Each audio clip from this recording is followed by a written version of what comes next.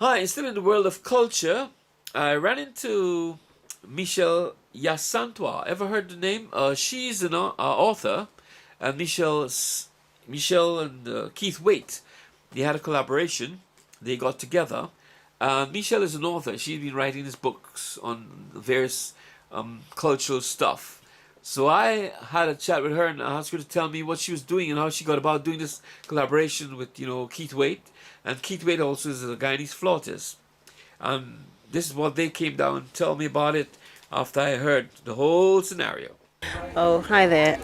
Yeah, the books came about, well, the first one came about, the Elijah came about because of some experiences that I observed some young people going through, particularly one of them was my nephew, because it involves youth culture, youth crime, but it really explores cultural identity as well, because the character Elijah moves from London, goes to Guyana, and then returns to London to deal with some of his demons. Actually, we've just done the collaboration already, so that's kind of happened. And The Awakening, just some poems that I write anyway. I write poems. I also teach creative writing, and I wanted to produce the collection of poems to help with the workshops that I do around creative writing. So that's what they came about. And well, Keith can speak for himself, but obviously I know Keith, and he felt that sometimes writers often just read their work by themselves, and he thought it might be a good collaboration to do some float music along with my reading.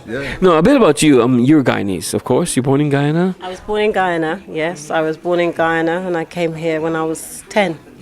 Yeah, I was born in Georgetown, as I think practically every Guyanese seems to be born there. But and I came here, and we moved actually from town to Linden. So my most immediate memory is really Linden before we came here, Wisma, Linden. And so I have Guyanese. What inspired you to do your writing? Really, what made you get into writing in the first place?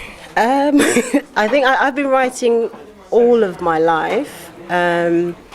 I think most part, maybe when like 10, 11 or so, I was writing. I found some of my old exercise books from my English class. English literature was actually one of the most and only qualification I left with school. And so it was just a natural thing for me to do. I loved reading books, but all sorts of books. And actually, I suppose what inspired me also was the fact that you don't often find books on particular topics, especially in the UK. We would find a lot of literature based on American literature and so on. In fact, I was inspired that way through university. My degree was English literature and so on. So I was inspired. I would naturally have gone into writing something or other. So it just was a natural progression from stemming from school onto university and so on. So yeah, that's my inspiration. I teach. I teach creative writing. I do workshops independently of university. I formerly taught at university, English literature and creative writing and Caribbean studies per se. My PhD was on do you know comfort? Yes. Well, everyone, I mean, if you live in the country, you would know about comfort because it comes as African sort of a drumming that goes with it, yeah. Well, that's my PhD, is on comfort. So basically, I do a lot of community work and stuff, but, a lot of spiritual undertakings and, and at the moment, obviously trying to promote comfort and stuff like that. So finally, before I go, have you been to Guyana since? When was the last time you visited here, if I may ask? 2013. Wow. I was there for emancipation. Okay. Do you plan to go back and probably impart some of the knowledge that you've got, from your studies about, the whole cultural era of comfort and everything, to enlighten people about really how really dynamic it is from that cultural aspect? Interesting, two things was reared up in my head. First of all, I don't presume to go and enlighten Guyanese people about what's right there in their backyard. Yeah. But yes, indeed, there is. And when I was there in 2013, there was a sense that some of the cultural, the traditional cultural things, as far as I've come to know it, aren't as promoted as they ought to be. So I would love, myself and Keith have spoken about this as well, about doing something like that. That's not necessarily raising awareness or anything, because it's there, but it's just and they know it. They know But it. Carl, The reason why I ask, because it's a new generation. It's a generation that doesn't even know it exists. You know, you tell a younger person today about it, they would probably wonder what you're talking about. Hence, the question. But I think a good idea is to use the contemporary material like Elijah, which we use together with the reading. But also what I've tried to incorporate with music is how the rhythms of Africa, from the Guyanese folk music, and also my different flutes. So I have bamboo flutes, something like the Amerindian, because I'm taking things that's relevant to Michelle's story.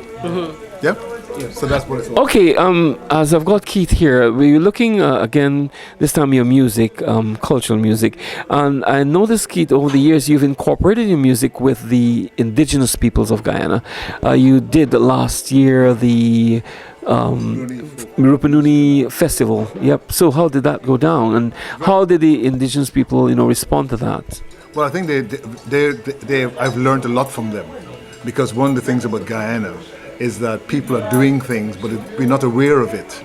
And that's why I call my band the Makusi Players, because we're named after the same tribe in the same region of Rupununi, where I did my session. And they love the fact that I play the flute, I play different rhythms, and also acknowledge the fact that there are certain songs of the rainforest, like the bird songs, this kind of ocarina songs. And that sort of thing is very relevant. And now using natural songs of the wind songs.